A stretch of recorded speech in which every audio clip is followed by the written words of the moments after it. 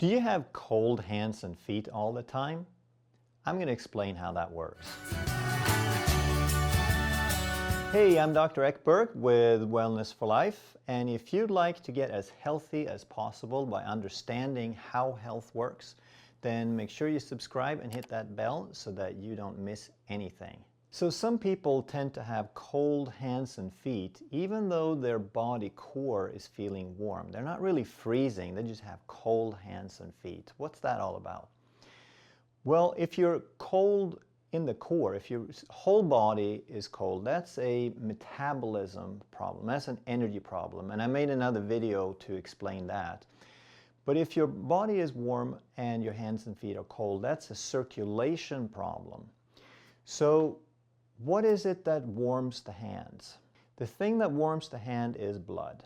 And if your body core temperature is somewhere around 98.6 degrees, then the blood is supposed to be close to that by the time it gets to the hands. It's going to cool off a little bit, but if your body is 98.6, your hands are supposed to be around 90 to 92, 93 degrees. That's a normal reduction in temperature on the way out to the hand. But a lot of people, when they feel their hands are cold, their hands can be like 78 or 80 degrees. Even in a room where it's 72, I've had people with a hand temperature of 74. Their hands are just barely warmer than the room.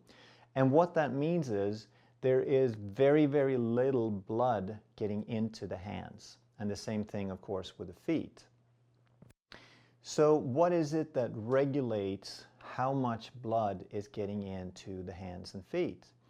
And there is something called vasoconstriction. So you have blood vessels that have muscles in them, in the larger blood vessels, and they can tighten up, that's called vasoconstriction, or they can relax, that's called vasodilation. When they relax, that allows more blood into the periphery, into the smaller capillaries, the finest blood vessels that we have in the hands and toes. So then obviously the question becomes, if the vasoconstriction keeps the blood from flowing into the hands, what causes vasoconstriction? And the answer is stress. And more specifically, it's something called a stress response. When you have a stress response, then your body changes your physiology. It adapts to a stressful situation, to an emergency of some sort. So let's just say that you had a bear or a truck or something attacking you or coming toward you fast. Now your body needs to ramp up. It needs to rev up everything, and you're going to increase your heart rate, you're going to increase your blood pressure, and the way that body does that is the heart pumps harder and the blood vessels constrict so that they're tighter, and now the blood can move faster through the blood vessels so that there's actually more blood getting to the muscles that are going to get out of the way and save you. So in an emergency, this works really, really well. But if it's not a true emergency, if you're just feeling uptight, if you're just feeling tension, then you're still maintaining the vasoconstriction, but you're not having an emergency, so your heart isn't pumping faster or harder. So now a normal heart output against that vasoconstriction means that the blood is actually slowed down. It's prevented to get to the periphery instead of getting there faster. So the same response works two different ways depending on how intense that stress response is. And if you have more of a moderate, chronic, low-level stress response, then you're getting the cold hands and feet with that vasoconstriction instead. And then the next question is, what is it that regulates the stress response? And that is the frontal lobe, your cortex, the brain, and especially the frontal lobe.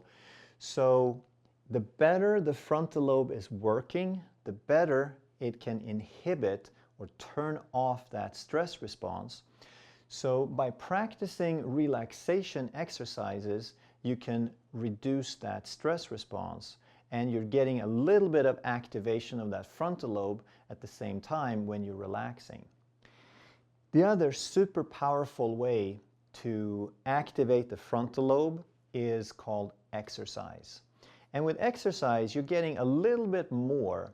It's not instead of relaxation, they work wonderfully together, but it does a few more things additionally. So when you exercise, you obviously increase your circulation because your heart rate goes up and you need the blood to do the work. But one more thing happens. Have you ever noticed if you go out for a walk on a cold day and your hands are cold when you start, and then 10-15 minutes later, they're still cold? But then somewhere around 20 to 30 minutes, all of a sudden the hands just get warm and they feel really warm, and it's almost like you can take your gloves off and they're still warm. That's because it takes 20-30 minutes for the capillaries to open up, for the finest circulation to open all the way up. And once it does, on a regular basis, something really cool happens. It's called angiogenesis. And that is a fancy word that means making new blood vessels. So what that means is your body is always checking how things are working. And if you need more of something, it up-regulates, it makes more, it increases the capacity to produce that product, that effect. So if you have more peripheral circulation on a regular basis, your body is going to make more blood vessels so you can support that blood flow if it happens on a regular basis. How cool is that? And a third thing happens with exercise, because you're going to move, and movement is the primary stimulant for incoming information to the brain, and especially the frontal lobe, the cortex. So with exercise, you have three benefits that all contributes to keeping your hands and feet warm. The first is exercise increases circulation. Second, it increases angioneogenesis, making new blood vessels. And third, it activates the frontal lobe, which can turn off the stress and control the vasoconstriction. So the two ways are exercise and relaxation exercises, breathing exercises. And we have a video on that also. So give those a try and let me know how it works. If you have some good results, please share it.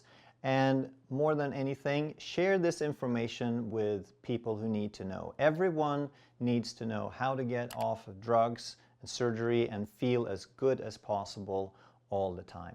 If you're new to this channel, please hit the subscribe button and the bell so that you keep this information coming and that you don't miss anything. Thank you so much for today.